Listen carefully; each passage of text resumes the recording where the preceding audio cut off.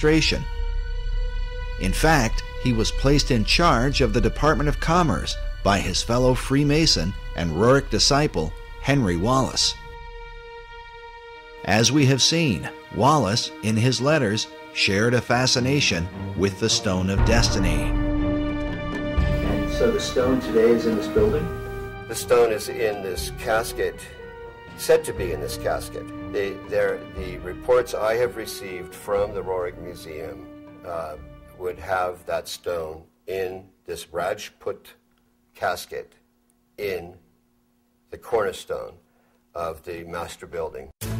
The interest of men like Albert Einstein, Henry Wallace, and not to mention all the foreign dignitaries becomes quite intriguing when one considers the full contents of the casket that was said to be placed inside the cornerstone.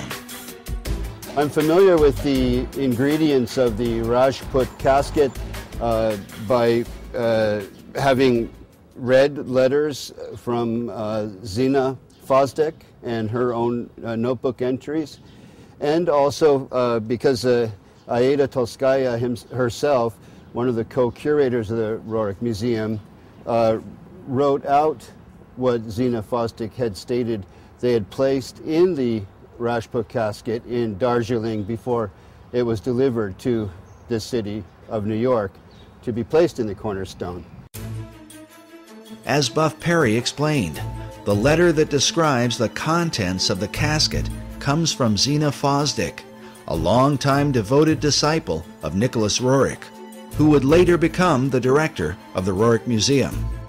The museum photo collection is filled with images of Fosdick alongside Roerich while they were in Darjeeling, India, where the casket was prepared. As such, it stands to reason that she would have known the details of what they put inside.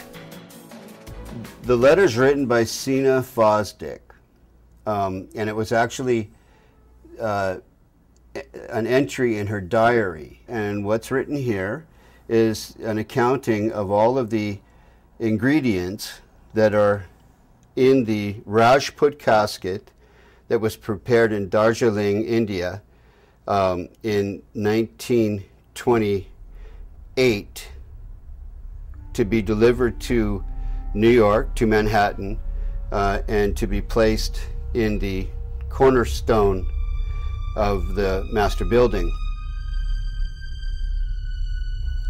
There are a lot of interesting things that were placed in the Rajput casket. For example, an image of Maitreya printed on Tibetan paper. As we showed earlier, in the occult belief, the Maitreya is said to be the last Messiah that will come. The Maitreya is seen as the final deliverer and incarnation in the Buddhist tradition. Again, he's also Kalki in the Hindu tradition, the 10th incarnation of Vishnu. Vishnu is the great god of Hinduism. So they're not mixing up Jesus with Maitreya, but they are seeing Maitreya as a messianic figure, a world Messiah who would answer all of the expectations of all the world religions at one time.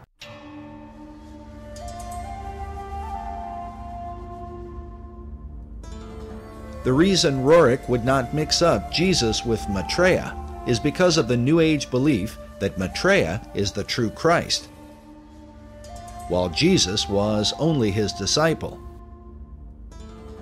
This is also the teaching of Scottish mystic Benjamin Creme. Maitreya embodies what we call the Christ principle, the Christ consciousness. And 2,000 years ago, he overshadowed his disciple, Jesus. Jesus was not the Christ, except for 3 years. Over these 3 years, from the baptism to the crucifixion, Jesus was overshadowed by Maitreya. And when he spoke, sometimes it was Maitreya speaking, sometimes it was Jesus. We featured Creme in our last documentary, Riddles in Stone. He is the founder of Share International and has been declaring for more than 30 years that Maitreya would be arriving soon. Maitreya is standing by, ready to come into the world at any moment. When we spoke with Krem in 2006, he had just come from speaking to the United Nations. While I was in New York, I gave a talk at the United Nations, and there was a large group of New York theosophists.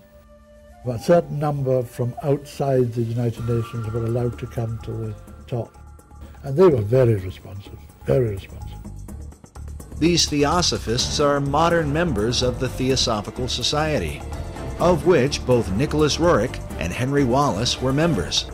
Other famous members included Thomas Edison and Mahatma Gandhi, as well as Gandhi's close friend Jawaharlal Nehru, the first Prime Minister of India. Also pictured here, beside Nicholas Roerich. But in addition to the image of Maitreya, what were the rest of the contents buried inside the cornerstone of the master building? A portrait of M.M.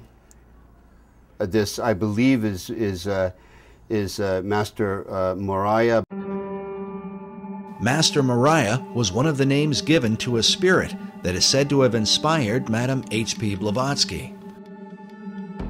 Roerich's wife, Helena, claimed that the same spirit was in contact with her and inspired her writings. Master Morya, who is actually Helena Roerich, channeling this entity, if I can put it that way. One of her books was titled On Eastern Crossroads, in which she wrote extensively about the stone in her husband's possession, calling it the Serpent Stone, and saying, "The stone cometh," and "It is a most grievous error to deny the stone." In fact, the quote from one of Henry Wallace's Guru letters about the new country that goes forth and the admonition to await the stone comes directly from this book. Nicholas Roerich tended more to write about, sort of physical reality and the adventures in the Himalayan mountains, in the Altai region toward the Himalayan mountains, where his wife, Helena, wrote about the channeling and the esoterica, the theosophical kind of side of things. While Roerich's writings may have dealt with reality, his paintings were anything but. Dedicated to universal archetypes, and with them, the promise of a sacred treasure. That brings us to the third, and perhaps most important item, placed inside the cornerstone of the master building. They're all people who had varying kinds of relations with Nicholas Roerich. They were channelers, they were followers. But to me, personally, greatest interest is this side statement that Aida Tolskaya, who is also one of the curators of the Roerich Museum, wrote. Sina omits a piece of the stone that was placed in the casket. This goes back to that famous stone that the Roerichs became a cause célèbre because of, and many other people wrote about later.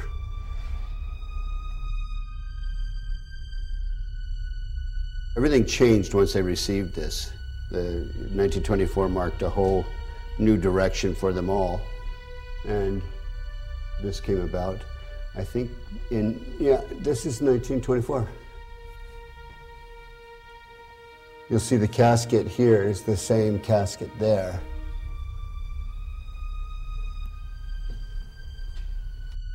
And this is a burning casket of some kind. Yeah, Chintamani. Chintamani is a Sanskrit term that means the stone of wisdom, that he calls the treasure of the world, and that's how he depicted the treasure of the world, the ultimate treasure of the world. It seems only appropriate that this treasure hunt would take us back to Manly Hall's society in Los Angeles, and in particular to one of the graduates there from the University of Philosophical Research, a Freemason named Gavin Wentz. On his website, he quotes a curious passage from Eschenbach's Grail legend, with a clear reference to the Knights Templar. The passage reads, "Wherever these Templars receive victory or defeat, I will tell you by what they live. They live with a stone. If you do not know it by name, I will name it for you. It is called Lapsit Exilis. The stone is also called the Grail." Eschenbach's reference to the Knights Templar is curious. During the same period that he wrote his Grail legend, the Templar Church of Garway, England was built. Inside, we find mysterious symbols carved above what appears to be the outline of a man. These carvings are said to be a depiction of the Holy Grail, the chalice shown here. In the midst of it is a traditional Catholic host with a cross in the center. But inside the chalice, just beneath the host, is what appears to be a truncated pyramid.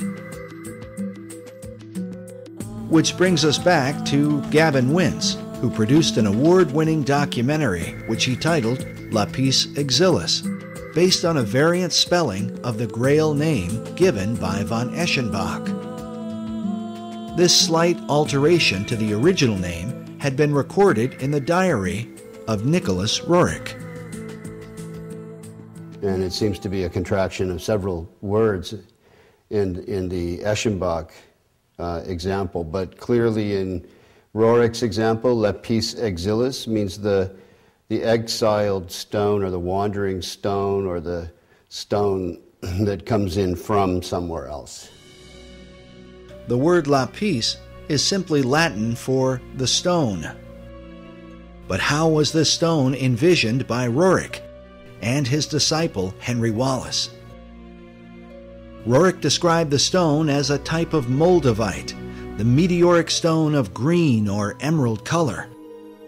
This would seem to fit with the description given by von Eschenbach in the 12th century.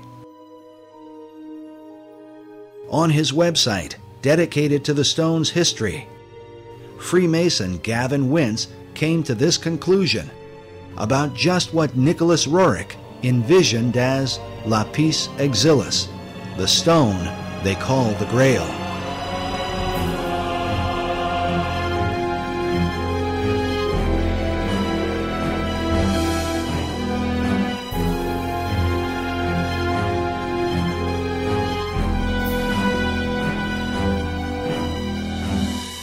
Is it really possible that Roerich, Wallace, and even FDR believed the Great Seal was a representation of the Holy Grail?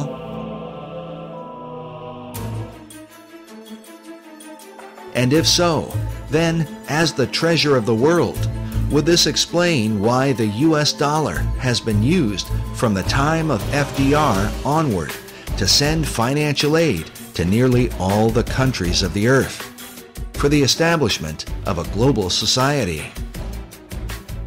During his 2008 presidential campaign, Barack Obama was criticized for wanting to spread the wealth. But in reality, the redistribution of wealth, a socialist tenet, is a practice that the United States has engaged in at a global level for more than half a century, beginning in the aftermath of World War II. We want peace and prosperity for the world as a whole. The United States now is conducting a new kind of foreign aid program. Aid not for destroyed industrial nations, but for developing countries with limited knowledge of modern technology. Many are just emerging from colonial status. American aid seeks to lay the foundations for industrial and agricultural growth. It is motivated by the humanitarian ideals of the American people and cold. But now that the economy of the American people has